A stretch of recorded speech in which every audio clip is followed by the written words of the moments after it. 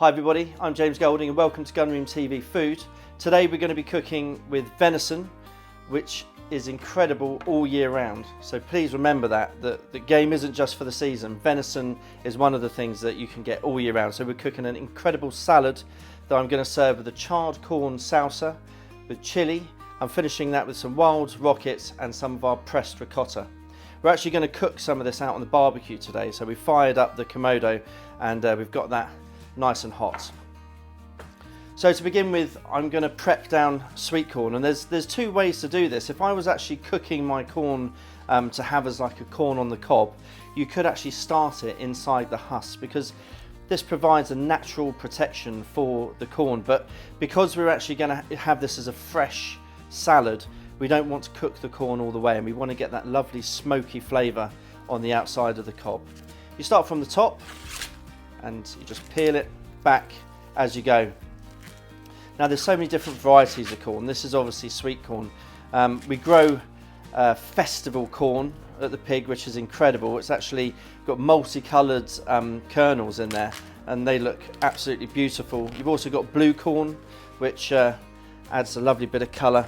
But I find that they're not as sweet. You know, for this you want that sweet flavour coming from this, and you tend to find that when you buy the corn in the husk. These husks as well are fantastic for serving stuff in. You can actually wrap, you know, you can make a polenta dish where, you know, you can wrap it in these husks. So if you do a lot of barbecue work, actually keep these, because they're fantastic natural protection for the for whatever you're cooking. We're going to chop our chilies.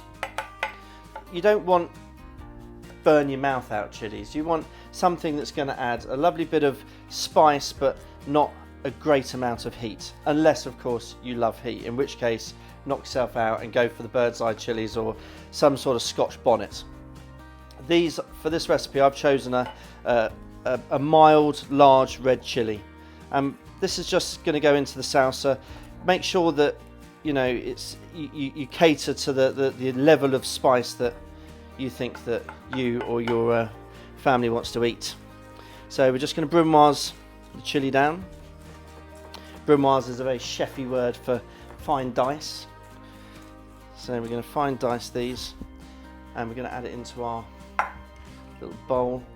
Because this is probably closer to a red pepper than a chili, I'm going to add all of it in.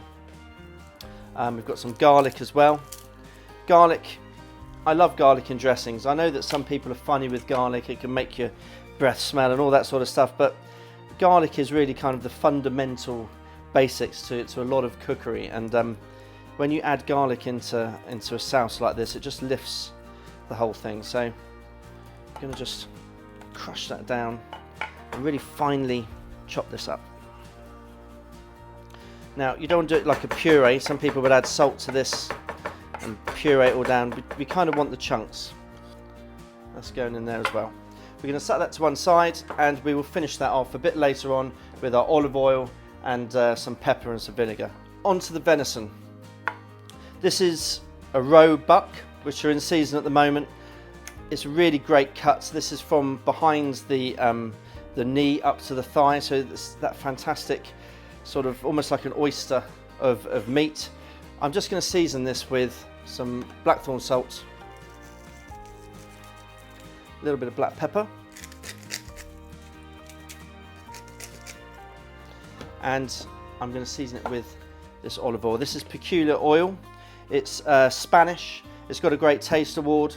Fantastic oil. I love this oil, and we're putting this on now because when it goes onto the barbecue, we're obviously cooking at quite a high heat, and that oil will add, it'll work as a catalyst to get that amazing colour onto the venison. We add the oil on now so that when it goes onto the barbecue, the oil acts as a catalyst and you get those fantastic bar marks and colour on the outside of the venison. So it's very important that you do that now before we get out there. Right, so I think that's pretty much all I can do in here. I'm going to grab my corn and my venison and my tongs, very importantly, and we're going to head out to the barbecue. Here we are out in the barbecue. This is my new toy. This is my Komodo, and we've got it at around 250 degrees C. And it's a ceramic barbecue, so the idea is that it keeps in a lot of the heat, so you don't need to keep messing around with the gas or anything like that.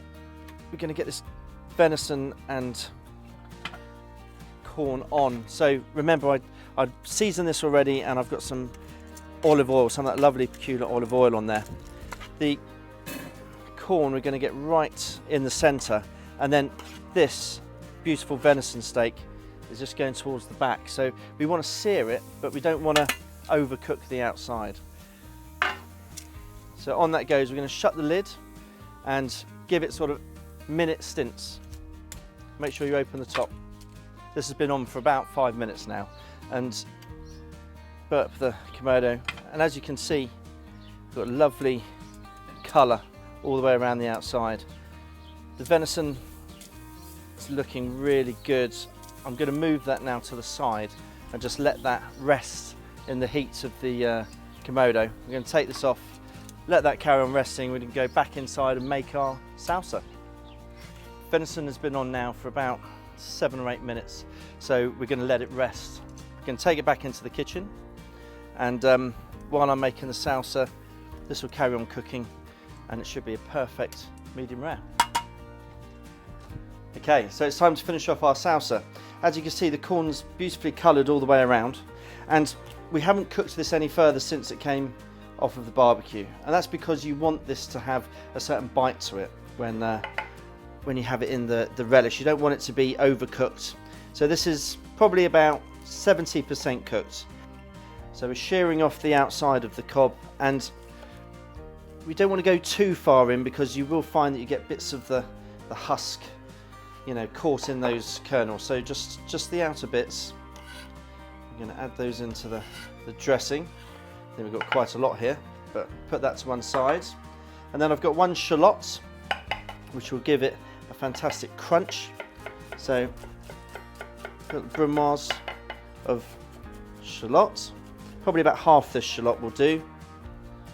So that's going in as well. Now, you can put lemon in this if you wanted to. I quite like lime. I think it works really well with that whole sort of salsa feel. So I'm going to do the zest of 1 lime. It's important when you use limes and lemons that you give them a really good wash beforehand, because sometimes they get covered in wax, and the wax isn't particularly great. So, you know, make sure that you give them a nice hot wash in some really good hot water. Zest is in, and we want the juice of the lime as well. If you run the juice through your fingers, you get all the seeds out, so you don't get that rogue seed that always seems to find its way into salsa or fish, you know. So we get all that juice out of there. It's quite hard lime, actually. Might have to do 2, we'll see. All the juice out of that lime, and we'll add in our olive oil. So a good glug of this peculiar Spanish. This is extra virgin.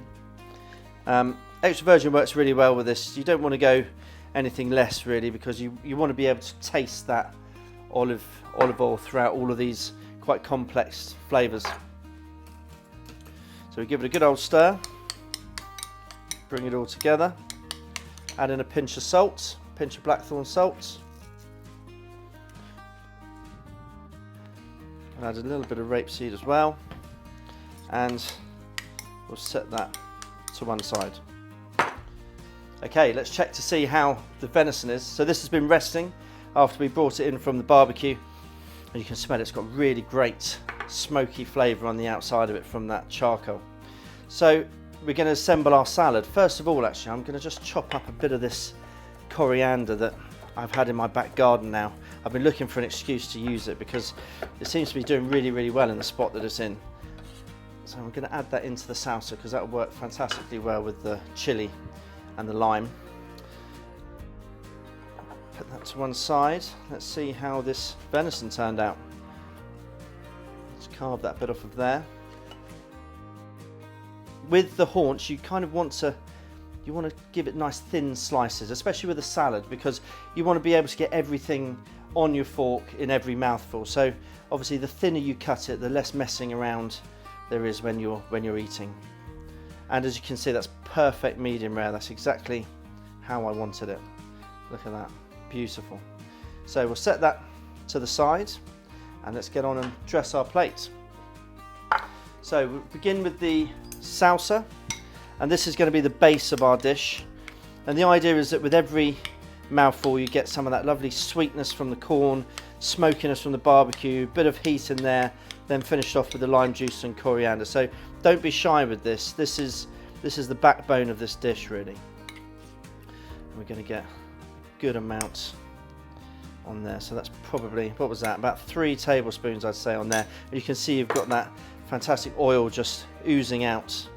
We're going to put our venison haunch to the side, and then we've got a lovely bit of wild rocket here. Now I'm not dressing this rocket, I'm going to put it on literally raw. I've just refreshed this in a little bit of water, cold water, just to make sure it's extra springy and crunchy. We're going to dress the plate like that, and then to finish it off I've got some of this incredible pressed ricotta. Now this is very, very close to my heart, this pressed ricotta. This is something that we've created with Book and Bucket Cheese Company, and what it is, it's the ricotta that's left after you make the used milk feta. So what happens is it sort of rises to the top of the vat, and back in the day they were just sort of throwing it away. So I said, why don't we make this cheese, which is a very classical Italian cheese. This used to be called sort of poor man's Parmesan, because it's dry and it's salty, a bit like Parmesan, but it costs a fraction of the price, because instead of being aged for say 24 months, this can be ready in 2. So it adds really, really great depth of flavour to a dish like this. So I'm just going to use my microplane, and we're going to add it over the top, and this is a bit like a sort of, you know, a classic accompaniment to the rocket. And there we go. And I think that looks absolutely stunning. So that's my venison with a corn, chili and lime salsa, dressed with rocket salad and ricotta salata.